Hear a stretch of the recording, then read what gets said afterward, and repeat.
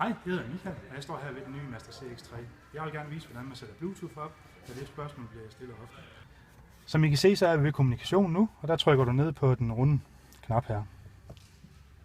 Om jeg ønsker at tilslutte en telefon, der kan jeg dreje på knappen, så den hedder nej eller tilslut, og her vælger jeg tilslut. Her trykker du på tilføj ny enhed på den store knap.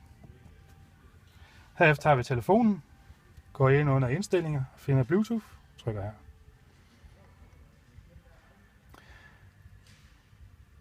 Her kommer masterenheden frem, og du trykker på den. Og den forbinder nu med.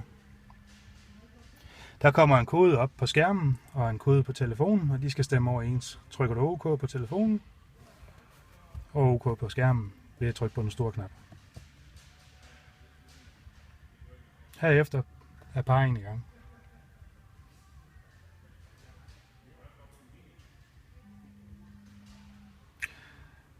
Så kommer det frem på skærmen, at telefonen er forbundet. På nogle telefoner, alt afhængig af hvad mærke det er, spørger telefonen, om det er i orden, at de får adgang fra radioen. Og her trykker vi selvfølgelig ja. Og du har også mulighed for at få vist dine sms'er på skærmen. Så trykker vi ja. Herefter er din telefon forbundet med bilen. Bruger vi shortcutten med home ved at trykke på huset.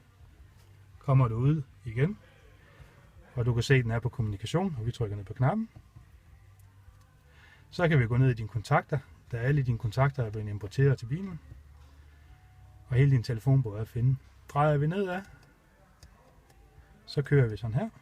Ønsker du et forbogstav, trykker du knappen til højre og drejer ned. Nu vil vi have fat i C. Går ind til venstre. Trykker ind her. Og her har du din kontakt, og har du downloadet billede til kontakten, er der på visse telefoner mulighed for at se det på skærmen også. Og det var lige kort om, hvordan du sætter din telefon op. Følg med her på YouTube-kanalen og se endnu flere gode råd.